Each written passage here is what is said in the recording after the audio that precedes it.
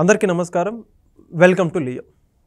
YSRCP party నేతలంతా కూడా ఇప్పుడు జగన్మోహన్ రెడ్డి గారికి భద్రత కల్పించాలి అని చెప్పేసి ఒక నినాదాన్ని అయితే తీసుకోవడం జరిగింది. ఏదైతే బొత్స సత్యనారాయణ కావచ్చు, మిథున్ రెడ్డి కావచ్చు, వీళ్ళందరూ కూడా లేఖల మీద లేఖలు రాస్తూ ఉన్నారు. జగన్మోహన్ రెడ్డి గారికి భద్రత తగ్గించారు, ప్రజానాయకుడికి ప్రజల్లోకి వెళ్తుంటే ఆటంకం ఎదురవుతుందని చెప్పి చెబుతూ ఉన్నారు. అయితే దీనికి సంబంధించి పూర్తి వివరాలు తెలుసుకునే ప్రయత్నం చేద్దాం. మనతో ఉన్నారు Congress party fire brand and spokes person అయినటువంటి కాసరగడ్డ నాగార్జున గారు. సార్ నమస్కారం అండి. నమస్తే బ్రదర్.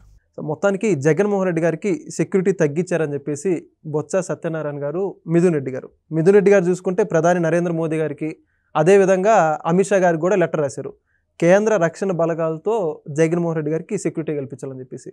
మొత్తంగా జగన్మోహన్ రెడ్డి గారి సెక్యూరిటీ మనం చూసుకుంటే అప్పుడు అధికారంలో ఉన్నప్పుడు ఆయన దాదాపు 980 మంది పోలీసు భద్రతా బలగాలతో ఒక పెద్ద సెక్యూరిటీ వ్యవస్థను ఏర్పాటు చేసుకున్నారు. ఇప్పుడు చూసుకుంటే మాజీ ముఖ్యమంత్రి హోదాలో ఎంతవరకు ఇవ్వాలో అంతవరకు ఇస్తున్నారు. అయితే ఇటీవల ఆయన మిర్చి యార్డు సందర్శనకి వెళ్ళినప్పుడు అక్కడ కొద్దిగా భద్రతా వైఫల్యం ఉందని చెప్పేసి వాళ్ళ పార్టీ నాయకులు మాట్లాడుతున్నటువంటి పరిస్థితి.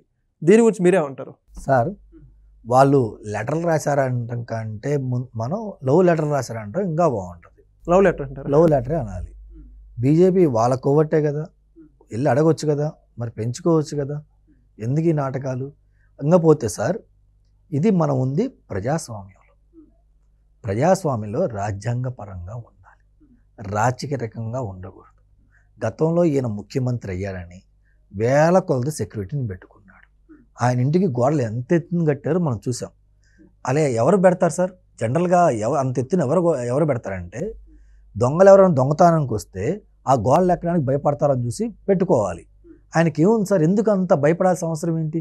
లేదా ఎవరైనా కొట్టడానికి వస్తారో, లేదంటే ఒక రాజ్యం మీదకి మరొక రాజ్యం వాళ్ళు దండయాత్ర చేస్తుంటే, పాత సినిమాలు లేదంటే మనకు రాజుల కాలంలో ఎంతైతే పెద్ద వాల్స్ ఉంటాయో వాళ్ళు కట్టుకుంటారు. ఇది రాజ్యం కాదు, ఇది ప్రజాస్వామ్యం. ఎందుకు అంత పెద్ద ఎందుకు కట్టాడు ఆయనకి ఎవరికి అర్థం కాల. ఈయనకి ఎందుకు సెక్యూరిటీ ప్రొవైడ్ చేయాలి సార్? ఈయనకు ఉన్న పోస్ట్ ఏంటి? ఒక దివంగత ముఖ్యమంత్రి అయినా ఒక పెద్ద ఆయన యొక్క కొడుకు, అంతవరకు ఒక లెవెల్ వరకు సెక్యూరిటీ ఉంది. దానికి మించి ఒక మాజీ ఎంపీ, ఇంకా చెప్పాలంటే ప్రజెంట్ ఎమ్మెల్యే. సరే, ఇంకా ఒక అడుగు ముందుకేసి మనం మాజీ ముఖ్యమంత్రి అని కూడా చెప్పుకోవచ్చు. ఇప్పుడు నీతో పాటు కిరణ్ కుమార్ రెడ్డి గారు కూడా మాజీ ముఖ్యమంత్రి కదా, అవునా కదా? మరి ఆయనకి ఎంత భద్రత ఉంది? ఆయనకి ఎంత ఉందంటే నీకు అంతే ఉండాలి కదా. అంటే నువ్వు ఒక 50 మంది 60 మంది అడిగి అనుకో, మరి ఆయన రేపు ఆయన కూడా అడుగుతారు ఒక 50-60 మంది. ఎందుకు? మీరు జనాలకి మంచి చేశారని చెప్పారు, జనాలు మిమ్మల్ని ఇష్టపడ్డారని చెప్పారు, ఓట్లు మొత్తం నాకే వేశారు అన్నావు, ఆ అక్క చెల్లెమ్మల ప్రేమ ఏమని, ఆ అనురాగాలు ఏమని అన్నావు కదా. అంటే జనాలకి మీ మీద ప్రేమ అనురాగాలు అన్నీ ఉన్నాయి కదా. అంటే మీరు ఎవరిని భయపడాల్సిన అవసరం లేదు కదా, ప్రజలందరికీ మంచి చేశారు కదా. మరి ఈరోజు మీకు సెక్యూరిటీ దేనికి? ప్రజలు ఎవరు మిమ్మల్ని కొట్టడానికి రారు కదా, ప్రజలు ఎవరు మిమ్మల్ని తిట్టడానికి రారు కదా. మీరు నిజంగా ప్రజలకు మంచి చేసి ప్రజల మనసులో మీరున్నారు అనుకున్నారు కదా, మరి అలాంటప్పుడు సెక్యూరిటీ దేనికి సార్? అంటే ఈయనకి భయం ఉంది. ఏమని? పక్కింటి వాళ్ళు ల్యాండ్లు లాక్కున్నాను, లేదంటే దుర్మార్గాలు చేశాను, శిరోమండలాలు చేశాను, దళితులను చెప్పి డోలు డెలివరీ చేశాను, ఇన్ని పాపాలు చేసిన పాపాత్ములకి నేను అండగా నిలబడ్డాను కదా. సో జనం నన్ను ఎప్పుడు ఏమైనా చేయొచ్చు అని చెప్పి ఇతను భయపడుతున్నాడు. సరే, ఆ భయం మీద డైరెక్ట్గా ముఖ్యమంత్రి గారు నారా చంద్రబాబు నాయుడుకి లెటర్ రాయొచ్చు కదా. సార్, నా హయాంలో నేను ఈ భూ కబ్జాలు రాశాను, ఈ అనంతబాబు ద్వారా ఇలా జరిగితే నేను వెనకేసుకొచ్చాను, లేదా ఒక దళితుని శిరోమండనం చేశాను, నర్సరాపేటలో ఒక స్టూడెంట్ యొక్క లవ్ చేయట్లేదని ఒక అబ్బాయి చంపేస్తే ఆ అబ్బాయిని నేను సేవ్ చేసి 10 నిమిషాలు ఇలా బయట తీసుకొచ్చాను, ఇలా చేసిన తప్పులు మొత్తం రాసి దయచేసి నాకు ఒక 50 మందో 100 మందిలో ఒక 200 మందిలో మీరు సెక్యూరిటీ ప్రొవైడ్ చేయని రాసి ఒక అప్లికేషన్, నిజాలు చెప్పి అప్లికేషన్ పెట్టుకోవచ్చు కదా. సరే, ముఖ్యమంత్రి గారు ఏం చేస్తారు? సరే, అంత కొంత థ్రెట్ ఉందని చెప్పి నువ్వు అడిగినంత కాకపోయినా ఒక 20 మంది 30 మంది వేస్తారు కదా. మరి నువ్వు చేసిందే తప్పుడు పని. నీకు ఒక మాజీ ముఖ్యమంత్రికి ఎంతవరకు సెక్యూరిటీ ఇవ్వాలి అంతవరకు సెక్యూరిటీ ఇస్తారు, ఒక ఎమ్మెల్యేకి ఎంతవరకు ఇవ్వాలి అంతవరకు ఇస్తారు. బిహైండ్ ది ఐటానికి అది ప్రజాధనం. నువ్వు 1000 కోట్లు సంపాదించుకున్నావు కదా, నీ మిత్రుడు రేటు సంపాదించుకున్నావు కదా, గవర్నమెంట్ సెక్యూరిటీ ఇచ్చినా కానీ ఇంకొకరు సెక్యూరిటీ 4 మనుషులు పెరగటమే కదా. నీ దగ్గర డబ్బు ఉంది కదా, నీ సొంత డబ్బు పెట్టుకొని నువ్వు ఒక 100 మందిని మెయింటైన్ చేసుకోవచ్చు కదా. అలా ప్రజా డబ్బు వృధా కావాలి కానీ నీ సొంత డబ్బు ₹1 దిగి, నీ సొంత డబ్బు ₹1 పంచు. మరి నువ్వేంది ఇంక అసలు? పేదలకు నేను మంచి చేశాను అంటున్నావు కదా, నీ డబ్బులు నువ్వేదో మంచి చేసినావు, నీ సొంత సెక్యూరిటీకి కూడా డబ్బులు ఇచ్చుకోలేకపోతావు నువ్వు కదా. ఇంక నువ్వేం మంచి చేస్తావు నీ సొంత డబ్బుల నుంచి? అయితే ఆల్రెడీ సెక్యూరిటీకి సంబంధించి కూటమి ప్రభుత్వం ఏం చెబుతుందంటే, ఆల్రెడీ ఒక మాజీ ముఖ్యమంత్రికి ఏ హోదాలో సెక్యూరిటీ కల్పించాలో అవన్నీ కూడా మీకు కల్పిస్తూ ఉన్నాం. మీరు చూసుకుంటే ఇప్పుడు ప్రధానంగా సెక్యూరిటీ అంశం ఎప్పుడు తెర మీదకి వచ్చిందంటే ఏదైతే మనం ఇటీవల మిర్చి యార్డు సందర్శనకి వెళ్ళాడు జగన్మోహన్ రెడ్డి గారు, అక్కడ ఎలక్షన్ కూడా అమల్లో ఉండడం జరిగింది. ఏదైతే గ్రాడ్యుయేట్స్ ఎలక్షన్స్ జరిగేటువంటి నేపథ్యంలో ఆ ఉమ్మడి గుంటూరు జిల్లాలో సార్, కోడ్ అదే అమల్లో ఉంది. అర్థమైంది నాకు. గ్రాడ్యుయేట్ ఎలక్షన్ జరిగినాయి అంటే ఆ కోడ్ జరుగుతుంది, ఆ కోడ్ ఉందంటే ఈయన ఒక మాజీ ముఖ్యమంత్రిగా ఈయనకి అవగాహన ఉండాలి కదా. నువ్వు వంశీ దగ్గరికి వెళ్ళావు అంటే సరే పర్సనల్ ఇష్యూగా వెళ్ళావు అని అనుకోవచ్చు, క్లియర్ అయిపోయింది. అసలు ఇంకా చెప్పక ప్రెస్ మీట్ కూడా పెట్టొచ్చు పెట్టకూడదు, ఆయన ఎన్నికల కోడ్ చదవాలి. నువ్వు మార్కెట్ యార్డ్కి పోతివి, ఉపయోగం ఏముంది? 24, 30 తారీఖు కల్లా నీకు ఎలక్షన్స్ అయిపోతాయి కదా, ఎలక్షన్ కోడ్ అయిపోయింది కదా, 4 రోజుల తర్వాత వెళ్ళవచ్చు కదా. ఈ 4 తాడేపల్లి ప్యాలెస్లో ఉండు, నువ్వు బయటికి రావు, నీకు సెక్యూరిటీ ఇచ్చిన దానికి ఉపయోగం ఏముంది? ఎలక్షన్ కోడ్ తర్వాత రావచ్చు కదా. కోడ్ తర్వాత వచ్చి నేను ఇంతమంది జనాలు వచ్చారు మాకు సెక్యూరిటీ ప్రొవైడ్ చేయలేదని ఒక అర్థం ఉంటుంది. నువ్వు చేసేది తప్పుడు పని, తప్పుడు పనికి మళ్ళీ సెక్యూరిటీ ఎలా ఇస్తారు? ఇది ఎలా ఉందంటే సార్, నేను దొంగతనానికి వెళ్తున్నాను, నన్ను ఇంట్లో వాళ్ళు పట్టుకుంటారు, ఒక 4-5 నన్ను పోలీసులు కాపలా ఉంచండి, నాకు వాళ్ళ కొట్టకుండా వాళ్ళని తిట్టకుండా వాళ్ళని ఏం చేయకుండా నా కాపలా ఉంచండి సార్ అని అంటే అడుగుంది సార్. ఇంకా నారా చంద్రబాబు నాయుడు గారు అది కూడా చేయాలనుకున్నా తెలుసు. ఇంకా కాబట్టి సెక్యూరిటీ ప్రొవైడ్ చేయాలి సార్. కాంగ్రెస్ పార్టీ తరఫున మేము ఏమంటున్నాం అంటే జగన్మోహన్ రెడ్డి గారు సెక్యూరిటీ ప్రొవైడ్ చేయాలి, ఆయన వెళ్ళిన ప్రతి ప్లేస్ సెక్యూరిటీ ప్రొవైడ్ చేయాలి. ఎందుకని ఇలా పార్టీలో భూదందాలు చేసే దొంగలు ఉన్నారు, లిక్కర్ దొంగలు ఉన్నారు, ఇలా డిఫరెంట్ టైప్స్ ఆఫ్ దొంగలు ఉన్నారు సార్. నిన్న కాక మొన్న బయటపడదండి మిర్చి దొంగలు కూడా ఉన్నారు సార్. వీళ్ళు అక్కడ సభలో వెళ్ళారు, మొత్తం చుట్టేసి వచ్చారు, రైతుల మీద దాడి కూడా చేశారంట, దాడి కూడా చేశారు సార్. రైతుల మీద దాడి చేయడం, వాళ్ళు మిర్చి దొంగతనం చేశారు సార్. ఈ పాడు బుద్ధి మాకే అర్థం కాదు. మిర్చి బస్తాలు దొంగతనం చేశారు. మరి గవర్నమెంట్ రెస్పాన్సిబిలిటీ తీసుకోవాలి.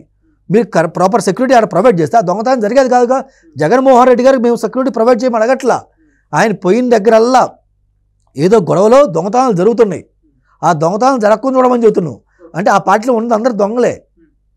మీరు చూసలేదు, ఇంతకుముందు మా షర్మిలమ్మ పాదయాత్ర చేసేటప్పుడు కూడా మా షర్మిలమ్మ రింగ్ లాగేసుకున్నారు, ఉన్నాడు వైసీపీ కార్యకర్తలే.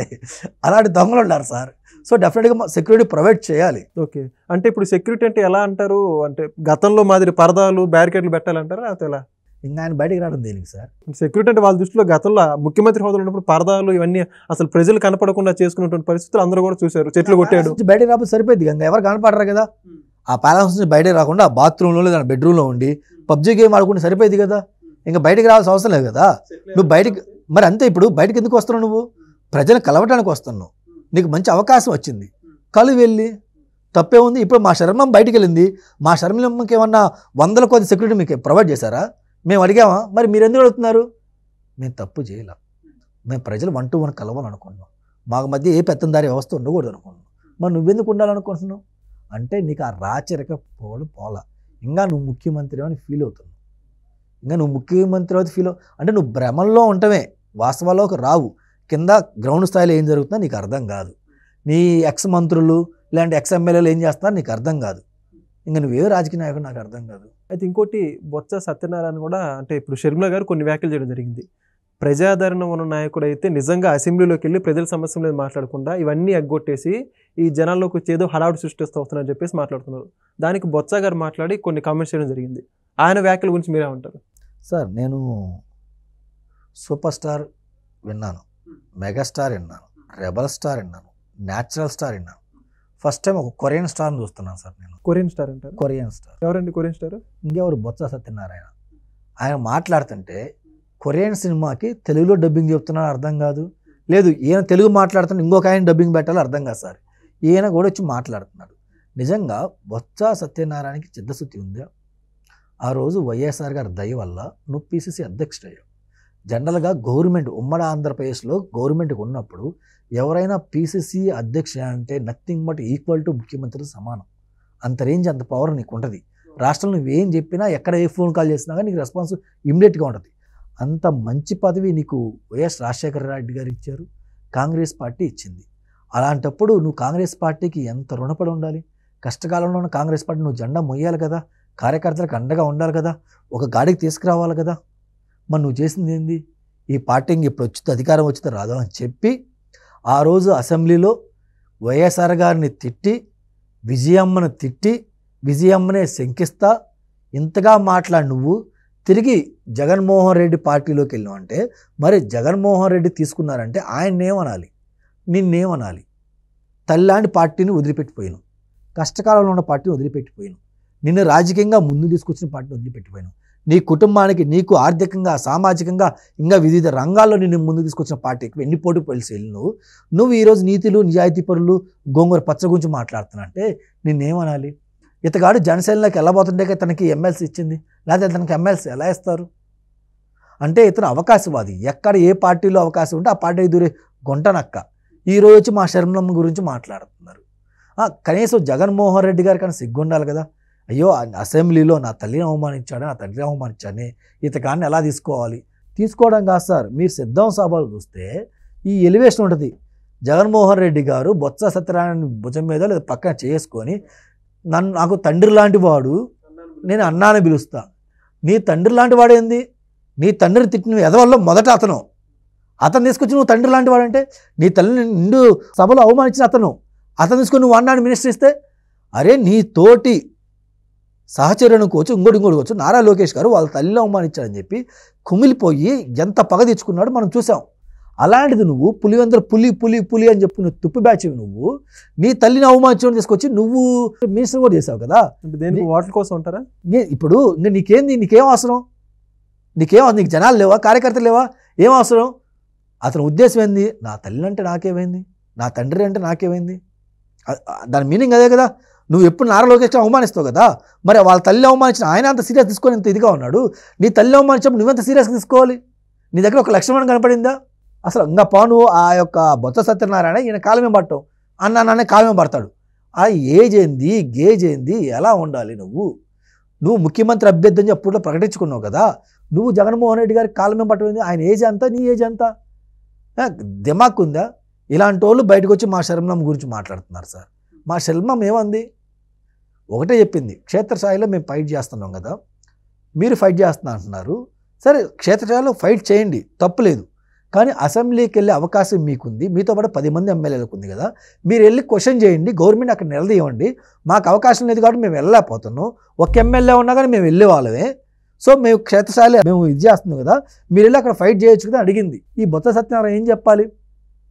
లేదు, మా పులివెందుల పిల్లి ఎల్లడయ్యా ఎక్కడే ఉంటాడు, తాడేపల్లిలో ఉంటాడు, ప్రెస్ మీట్ పెడతాడు, నచ్చిన విలేకరులు పిలిపించుకుంటాడు, క్వశ్చన్లు ఎవరైతే అయ్యారో అలాంటి వాళ్ళు మాత్రమే పిలిపించుకుని మేము ప్రెస్ మీట్ పెడతాను ఓపెన్గా చెప్పొచ్చు కదా.